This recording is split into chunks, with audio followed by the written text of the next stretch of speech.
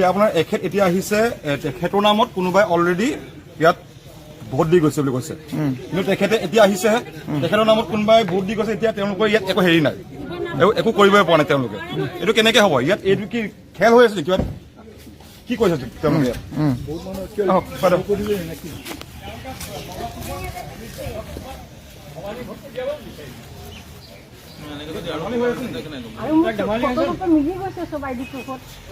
ধেমালি হৈ থকা নাই নহয় ইয়াত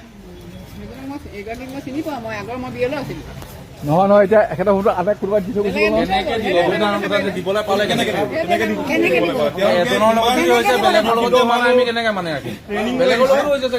বঙালগাঁৱতো এনেকুৱা হৈছে বুলি কৈছে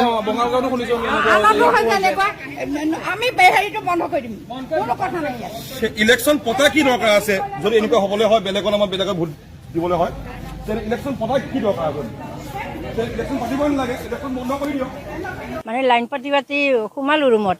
মই আইডি প্ৰুফ দেখালো মোৰ মানে 8 নং ৱাৰ্ডৰ 4 নম্বৰতে আছে মোৰ ভোটটো ভৱানী কলিতা তাৰপিছত তেখেতসকলে চালে যে আপোনাৰ নামত কোনোবাই ভোট দিলে মইতো ভোট দিয়া নাই মই ক'লো তেতিয়াহ'লে মোৰ পৰিয়ালটোৰ হেৰি চাওক চালে মোৰ ডাঙৰ ল'ৰা সৰু ল'ৰা মোৰ হাজবেণ্ডৰ নাম ঠিকে আছে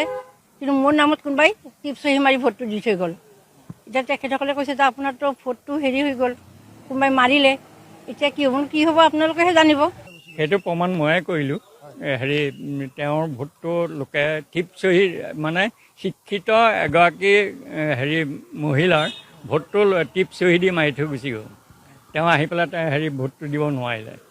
এতিয়া তেওঁক আমি বহুৱাই ৰাখিছোঁ এতিয়ালৈকে তেওঁলোকে বেলট পেপাৰত ভোট দিবলৈ কৈছে মই বোলো এগৰাকী মানুহৰ 2টা ভোট হ'ব নোৱাৰে সেইকাৰণে আমি বহুৱাইছোঁ আমি ছেক্টৰ অফিচাৰ মাতিছোঁ তেওঁলোকে কি ব্যৱস্থা লয় সেইটো কৰক বিহু এনেকুৱা তেওঁলোকক চৰকাৰ ট্ৰেইনিং দিছে ট্ৰেইনিঙৰ মাজত তেওঁলোকে এইটো কিয় এনেকুৱা কাম কৰিছে मेरा लैंग्वेज लालन तब से हमेशा अच्छा होते हैं अच्छा नहीं मुझे भी आपसे सर्टिफिकेट नहीं चाहिए तो क्यों आप सवाल पूछते हैं लोगों को नहीं आप 1 मिनट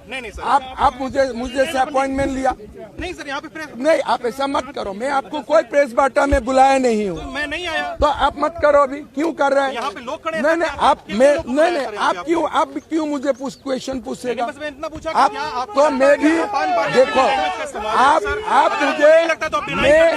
मैं टीवी में आपको देख के मुझे लगा आपका लैंग्वेज बहुत खराब है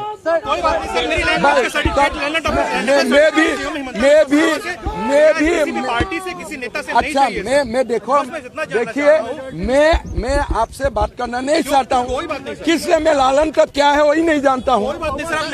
क्या है ये चीज क्या है सर कोई बात नहीं मैं बोले ये चीज क्या है ये चीज क्या है ये नहीं ये लालन तब चीज क्या है लालन तब का मीनिंग क्या है मैं तो सोशल इंडिया टुडे देखा हूँ रिपब्लिक देखा हूँ ये क्या है मैं तो कभी नहीं देखा हूँ मैं नहीं देखा आप जाकर दूसरा से कनेक्शन लीजिए मुझसे नहीं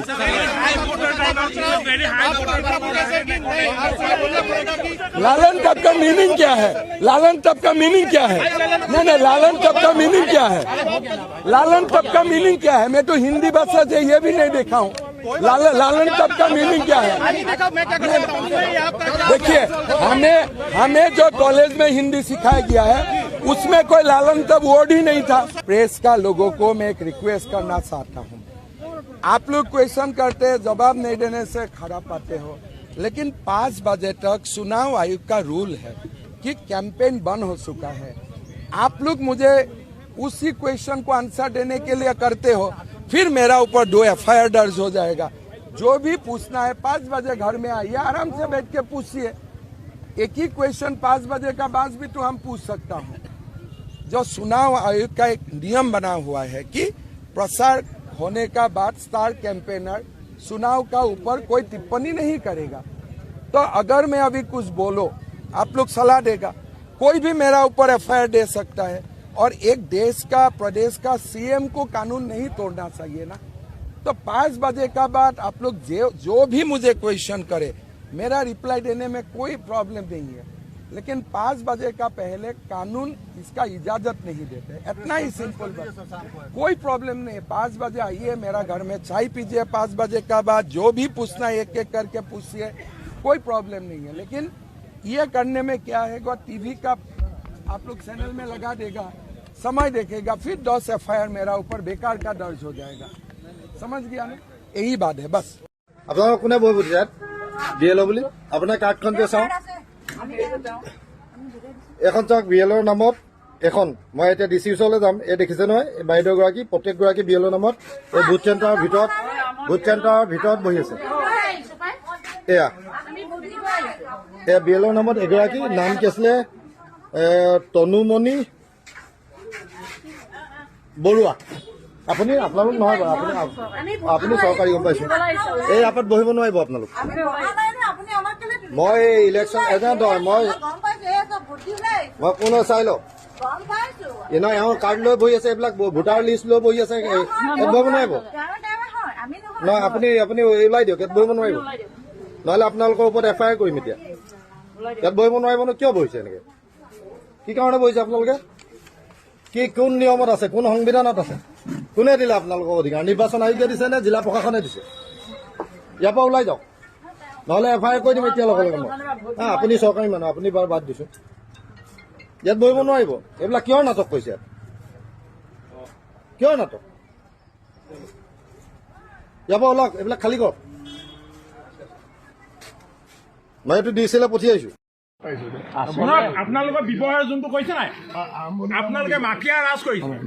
আপোনালোকে যিটো চিষ্টেম কৰিছে বিজেপি আপোনালোকে গুণ্ডা কি আপোনালোকে বিজেপি গুণ্ডা কি ওলাইছে চিষ্টেম আমিও জানো ৰমুদা চিনি পাই নাই ৰমুদা চিনি পাই নাই ৰমুদা দিনৰ পৰা আমি ৰাজনীতি খেলা মানুহ থাকিব লাগে এই ঘৰত সোমাব লাগে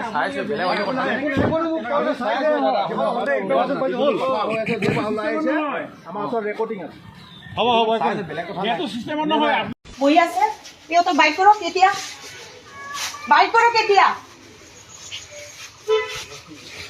পাৰ্টি লোক এনেকে কেনে বহি থাকে বুথ চেণ্টাৰত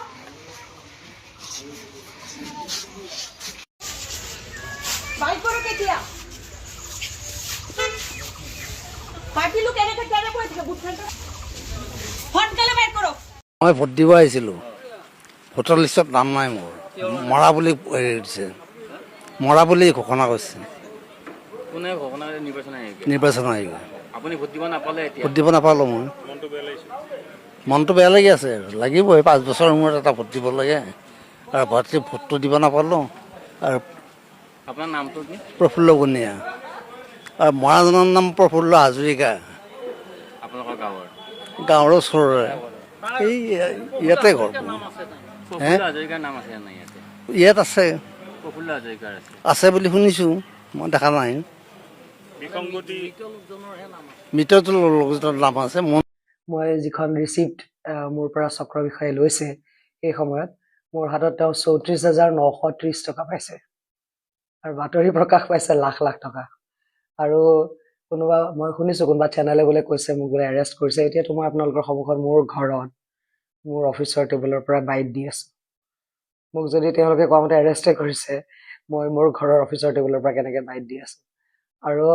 তাতে ৰিচিপ্টখন আছেই গতিকে এনে তথ্য প্ৰমাণ একো নোহোৱাকৈ বাতৰি কৰাটো সেই বাতৰিকৰ্তা সংবাদ মাধ্যম কেইটাৰ বাবে চৰম মানে লজ্জাজনক কথা তেওঁলোকৰ ইমানেই বিপৰ্যয় হৈছে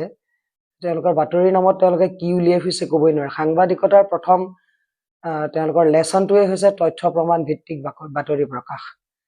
কোনো তথ্য প্ৰমাণ নোহোৱাকৈ কি এইবোৰ ভুৱা বাতৰি প্ৰচাৰ কৰিছে তেওঁলোকে মোৰ হাঁহি উঠিছে দেখি পেলাই আৰু ঘটনাটো আছিল যথেষ্ট ষড়যন্ত্ৰমূলক এতিয়া জানেই নিৰ্বাচনৰ বতৰ ষড়যন্ত্ৰ ৰচি থাকে মানে ভাষিক সংখ্যালঘু অঞ্চল আছিল সেইটো যি অঞ্চলেদি মই আহিছিলোঁ হিন্দু বঙালী মানুহ কিছুমানে বাস কৰে সেইটো অঞ্চলত গতিকে সেইফালেদি মই আহিছোঁ তেওঁলোকে মানে এইটো এটা কৰো বুলিয়ে মোৰ লগত এটা অত্যাচাৰ কৰিছে ষড়যন্ত্ৰ সাংঘাতিক ষড়যন্ত্ৰ হিন্দু বঙালী অধ্যুষিত সেই অঞ্চলটোৰ মানুহবিলাকে সাংঘাতিক ষড়যন্ত্ৰ কৰিছে তেওঁলোকে মোৰ গাড়ীখন তেওঁলোকে আগচি ধৰিছে এই এগৰাকী মাইকী মানুহ আৰু কেইজনমান যুৱক প্ৰথমতে আহিলে আহি পেলাই কৈছে আপুনি ক'ত গৈছিল কিয় গৈছিল কি কথা তাৰপিছত কৈছে তাৰ পৰা দুখনমান বাইক আহি পেলাই এনেকে পথালিকে ৰখাই দিলে পথালিকে ৰখাই দি পেলাই মোৰ গাড়ীখন যাব নোৱাৰা কৰি দিলে তাৰপিছত কিছুমান মানুহ ওলাই আহিছে কিছুমানে আমাৰ কথাও আমাকো সুধিছে কি হৈছে আৰু কিছুমানে তেওঁলোকৰ লগত মানে সেইটো আগতেই মানে তেওঁলোকৰ এটা মানে তেওঁলোকে ৰেডি হৈ আছে আৰু তাৰপিছত তেওঁলোকে আহিছে আপুনি কিয় আহিব মই কৈছো মোৰ গাড়ীখনত কোনো পোষ্টাৰ নাই কোনো ষ্টিকাৰ নাই মোৰ গাড়ীত কোনো ফ্লেগ নাই কোনো বেনাৰ নাই 7 তাৰিখে 4টা বজাৰ পিছত মই প্ৰচাৰহে কৰিব নোৱাৰো মই ঘূৰি ফুৰিব নোৱাৰো বুলি কোনো নিৰ্বাচনী আচৰণ বিধিত লিখা নাই গাড়ীখন মোৰ প্ৰাইভেট কাৰ মোৰ প্ৰয়াত মোৰ দেৱৰৰ নামত ৰেজিষ্টাৰ থকা মোৰ প্ৰাইভেট কাৰ এই প্ৰাইভেট গাড়ীখনত মই কিয় ঘূৰি ফুৰিব নোৱাৰিম সেইটো ক'ত নিৰ্বাচনী আচৰণ বিধি উলংঘা কৰা হ'ল গতিকে তেওঁলোকে সেই কথাবিলাক সাংঘাতিক ষড়যন্ত্ৰ কৰি পেলাই আচলতে আজি কৰিছিল আৰু যেতিয়া নিৰ্বাচনী বিষয়া আহিলে তেওঁলোকে তালাচী চলালে মোৰ গাড়ীখন সম্পূৰ্ণ চিট টিট খুলি মেলি তালাচী চলাইছে তো তাৰ ভিতৰৰ পৰা তেওঁলোকে পালে মই খাবলৈ লৈছে কেইটামান নাৰিকল লাৰু অকমান ফল মূল এটা পানী বটল কেইখনমান গামোচা যিটো আৰু গামোচা অসমীয়া মানুহৰ গাড়ীত থাকিব নোৱাৰা হ'ল আৰু ৩৪,৯৩০ টকা গতিকে সেয়া মই এনেও গুৱাহাটীত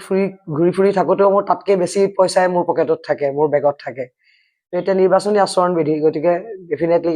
আমি ইমান বেছি পইচা নাৰাখোৱেই গতিকে সেইটোকে তেওঁলোকে নিউজ বনাইছে কাৰণ জয়ন্ত কাণ্ডৰ বিষয়ে একো নাই নিগেটিভ ক'বলৈ জয়ন্ত কাণ্ডৰ প্ৰচাৰ অভিযানৰ বিষয়ে নিগেটিভ কথা ঋণাত্মক কথা ক'বলৈ একোৱেই নাই গতিকে তেওঁলোকে মোক লক্ষ্য কৰি লৈছে আৰু মই অলপ ভকেল সকলোৱে জানে মই কথা কৈ দিওঁ যিকোনো কথা স্পষ্টভাৱে গতিকে মই টাৰ্গেটেড আৰু মই মানুহখিনি কথাটোতো তেওঁলোকে মিলিজুলি এই সংবাদ মাধ্যমকেইটা লখিমপুৰ লাইভৰ নিউজ লাইভ এই চেনেলকেইটাৰ মালিক কোন আপুনি অনুসন্ধান কৰিলে গম পাব যে এই নিউজটো কোনে বজাইছে আৰু কিয় বজাইছে তেওঁলোকে ইমান কিয় ভয় খাইছে মই বুজি নাপাওঁ জয়ন্ত কাণ্ডৰ এই মানে নিৰ্বাচনটোক লৈ জয়ন্ত কাণ্ডৰ লগে তেওঁলোকৰ প্ৰতিযোগিতাক লৈ তেওঁলোক ইমান শংকিত হৈ পৰিছে কিয় এইটো মানে হাঁহি উঠা কথা তেওঁলোকে যে ভুৱা বাতৰি পৰিৱেশন আগতে ছ'চিয়েল মিডিয়াটো মোৰ বিষয়ে কিবা ভুৱা পোষ্ট মানে এইবিলাক কৰি তেওঁলোকে কি ক'ব বিচাৰিছে বা কি কৰিব বিচাৰিছে কিন্তু ভাল কথাটো হৈছে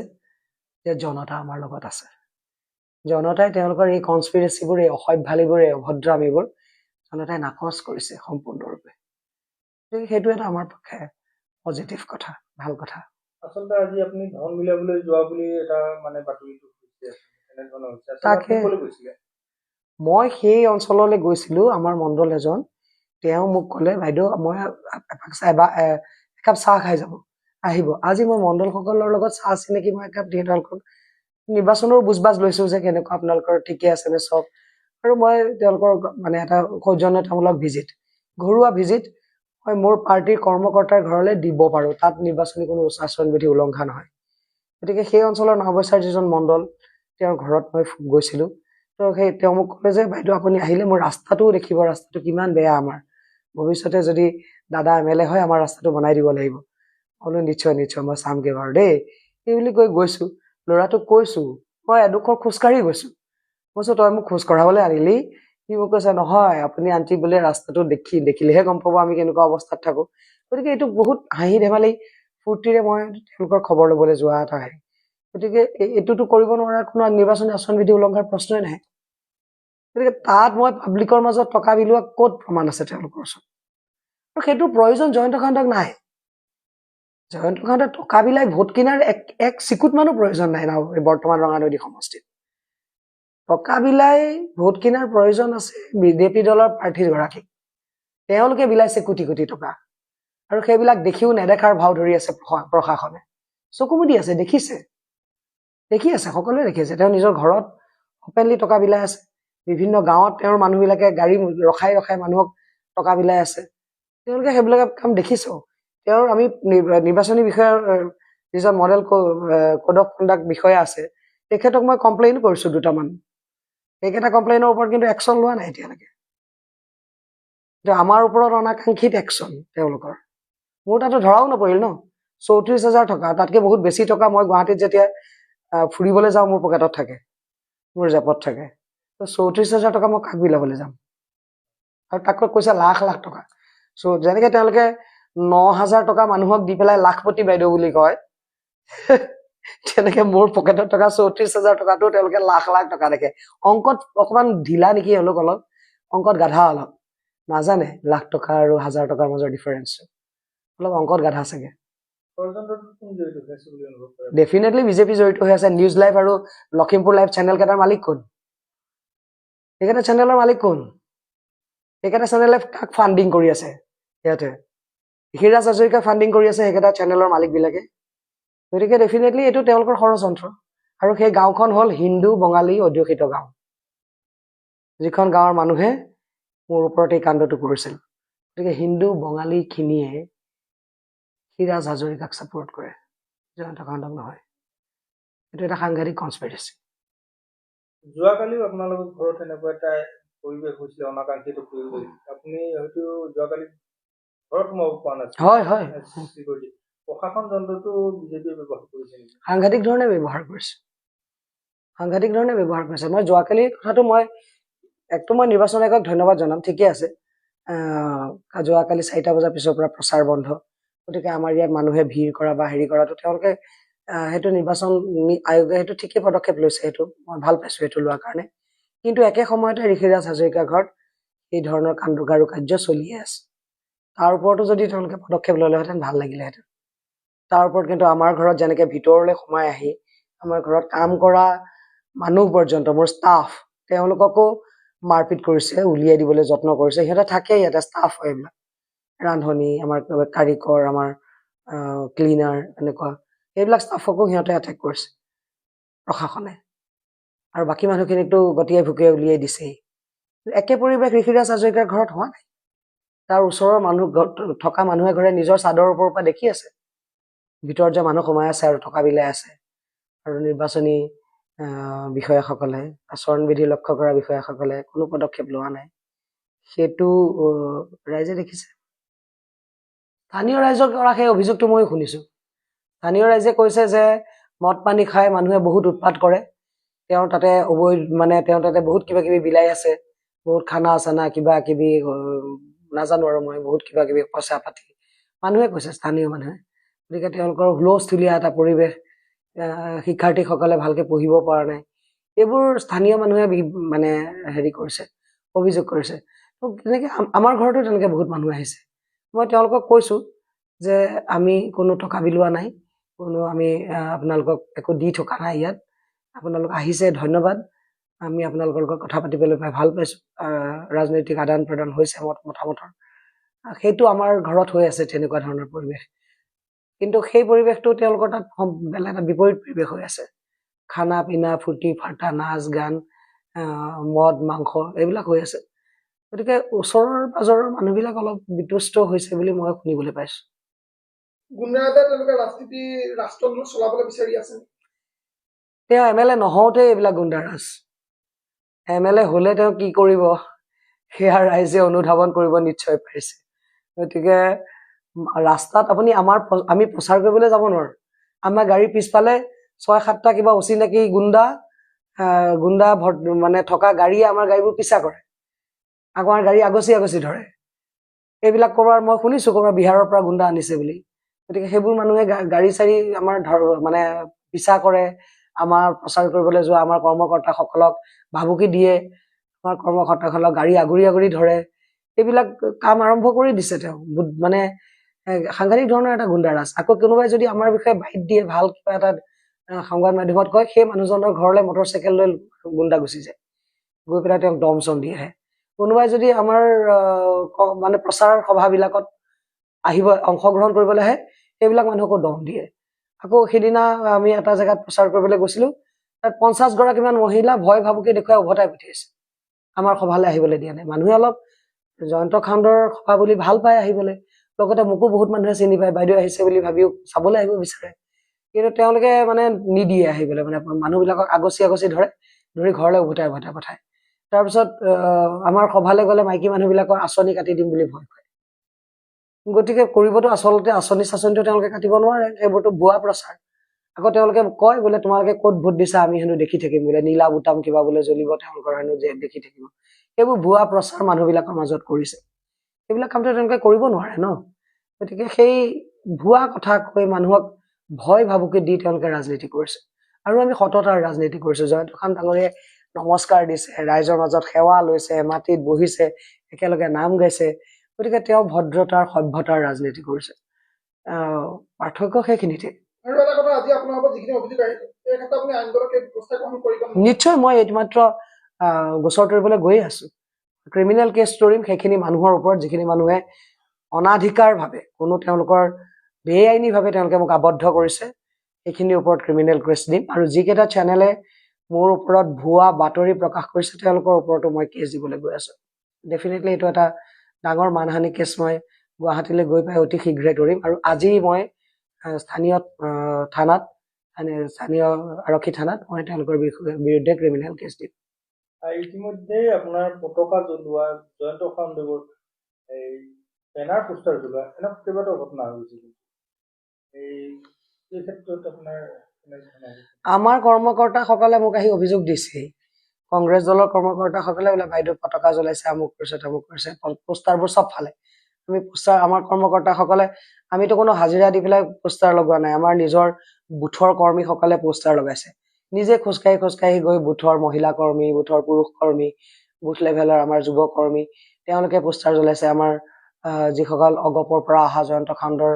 বন্ধু যিসকলে বৰ্তমান কংগ্ৰেছ দলত যোগদান কৰিছে তেওঁলোকে কষ্ট কৰি পোষ্টাৰ লগাইছে। সেই পোষ্টাৰবোৰ তেওঁলোকে একদম লগে লগে ফালে। কিন্তু আমাৰ কৰ্মীসকলে কৈছে যে আমি কিন্তু নাফালো,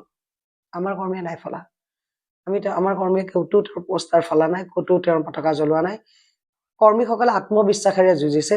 সততাৰে যুঁজিছে, অন্যায়ৰ কাম আমি নাই কৰা। আজিও মোক যেতিয়া গাড়ীখন আগুৰি ধৰিছিল তেওঁলোকে মোৰ মুখৰ পৰা মোক কৈ আছিল আমি অন্যায় নকৰোৱেই, আমাৰ এনেকুৱা টকা বিলৰ প্ৰয়োজনে নাই। মই স্থানীয় মানুহখিনিক মই সেইটোৱে বুজাইছিলো, টকা বিলৰ প্ৰয়োজন নাই, আমি অন্যায়ৰ ৰাজনীতি কৰাৰ প্ৰয়োজন নাই, আমি সততাৰ ৰাজনীতি কৰিছো। ৰাইজে ভাল বেয়াৰ পাৰ্থক্যটো বুজি পাইছে আৰু ৰাইজে অন্তঃকৰণেৰে জয়ন্ত খাণ্ডৰ পক্ষত থিয় দিছে।